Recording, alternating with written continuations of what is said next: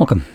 In front of me I have the Honor 600, and today I'll show you how you can record screen on this device.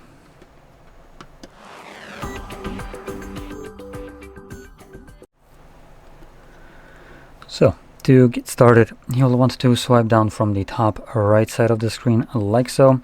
This will bring down your toggles, and if you swipe down from the left side, it actually brings down notifications, so make sure you do it from the correct side. And here, if we swipe down in this area, it will extend the list of visible toggles, hopefully revealing the screen recorder.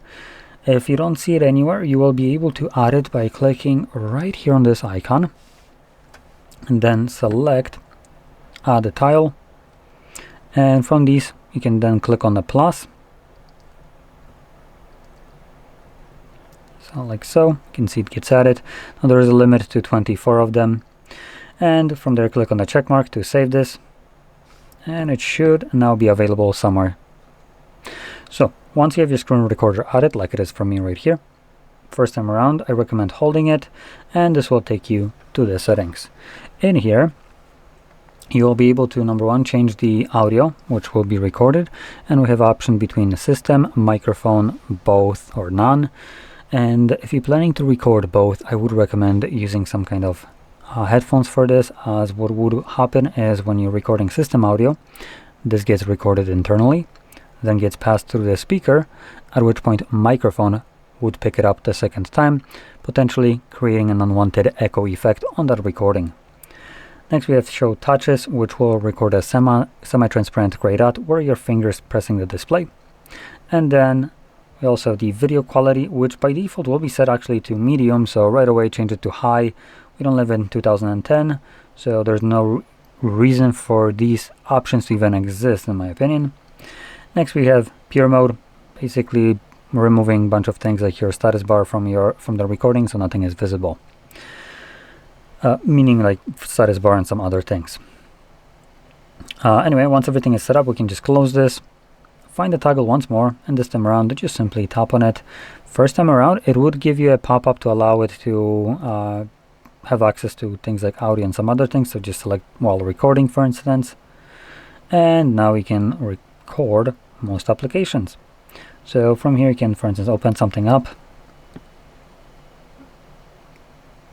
and once you're done, interact with this right here, and then click on the square to stop it.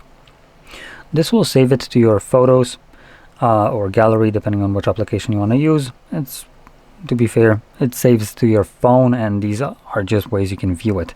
I'll be using gallery as I just prefer this over the photos application.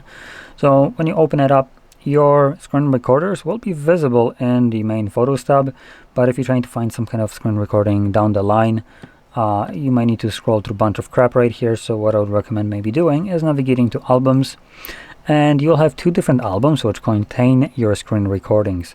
One would be video, so it would be mixed up with screenshot, or screen recordings would be mixed up with videos that you have captured to the camera, as well as any kind of downloaded videos, memes and stuff like that. And then screenshots, which is mixed up with screenshots and screen recordings. This probably will be the best place to look for it. And here you can see, here's the screen recording I have captured. Now while this is playing back, I do want to quickly talk about a limitation you might occasionally encounter. So screenshots and screen recordings use a feature, I believe it's called drawing over other applications. Now what it's called, it doesn't really matter, it's not like you ever get to see it, but what it does, it's what matters. So what it will allow applications to do is disable this feature, and when that feature is disabled, screenshots and screen recordings cannot be taken in that application that have chosen to disable it. Now this is typically done to protect the privacy and security of the user, and it's usually used by sensitive applications, such as, for instance, bank applications. They do it to protect your money, obviously. So if you ever imagine that you might have some kind of virus, malware, spyware on your phone that would try to gain info on your pins or passwords that you use to log into your bank applications through screenshots or screen recordings, you can imagine how that would be very detrimental to the security of such an application. So it blocks it, but it also gives you other options to typically get what you wanted to capture in there anyway, which normally it's a confirmation of a payment that you probably try to capture. So you can just download a PDF instead, as do banks give you the option to do so. Now, where this is being used in a bit more nefarious way, I would say, is through streaming platforms. They do the same shit, but they don't do it to protect you and your privacy and security. They do it to basically stop piracy. Now, I personally find a problem with application enforcing some kind of piracy BS on your behalf. So, just to explain this a little bit, because streaming platforms like, for instance, Netflix, Hulu, HBO, Paramount, and all that crap basically allows to stream movies and shows. They do block this so you can't record it or take a screenshot of it. Now, typically speaking, by just capturing something like that, it's not piracy. They're just basically, preventing you from doing so in case you would want to share it. And there is actually a law for it called fair use, which would allow you to capture something, and even if it's copyrighted, you can still share it as long as it falls under fair use, which is like below 30 seconds or something like that. In terms of recording and screenshots, well, it's just a screenshot, so no problem there. With that being said, they do it to protect themselves from piracy, and apparently you're the one paying them, but yet you're doing job for them by trying to protect them. And they never ask you for permission to do so or do anything like that. And in a lot of cases, something like Netflix comes pre-installed with the device on the phone. And when you open it up, you might not own an account, Netflix one. You might not have ever agreed to terms of service or use, as you wouldn't if you don't own an account.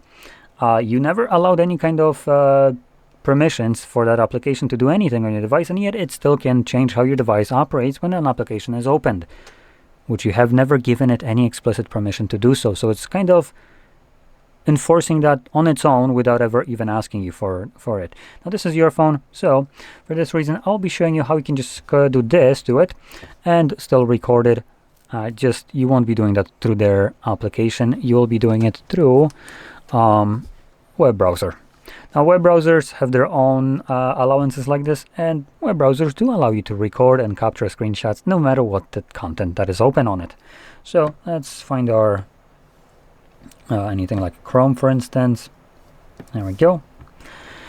And what I'll be showing right here is just a kind of a way to search for something, find these sites in general. So I'm not going to be showing explicitly where to go exactly to view this content. I'm going to be teaching you how to find these websites that will allow you to view this content. Reason for this logic is I used to show a specific site that I found to be fairly good, but that site is no longer available, and the video that I recorded back then is no longer useful. So instead, now I'm going to be teaching you how to find these websites instead. So when one goes down, you know how to find another one. So in search, we're just going to search for either something like free alternatives to Netflix or any other streaming platform, or one that I use right here is pstream.mov alternatives. There we go. Now, for this purpose, I do recommend, actually, surprisingly enough, use Google search. And the reason for that is some search engines will give you different results. So I know right here that what we search for, it actually gives us the results that we want. And primarily that's going to be actually Reddit.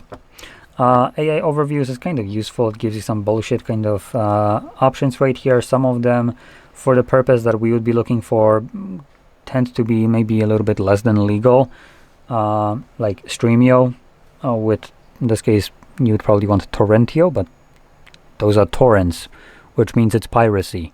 So I'm not going to be recommending that. But this, on the other hand side, is not, especially if you're paying for the content that you just want to capture so you can share it with your friends, which is completely fine in legal terms. This will be just good enough. So let's click on it, and in here you can see we have already some links that we can utilize, and each one of these places basically offers all shows and movies from these different sites like Netflix, Paramount, and so on.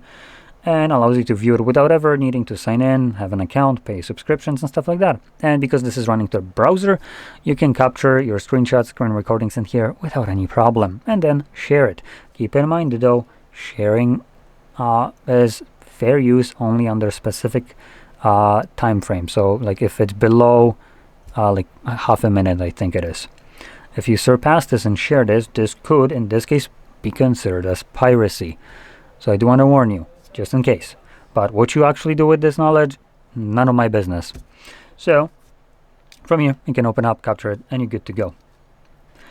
So anyway, with that being said, I hope you found this very helpful, and if you did, don't forget to hit like, subscribe, and thanks for watching.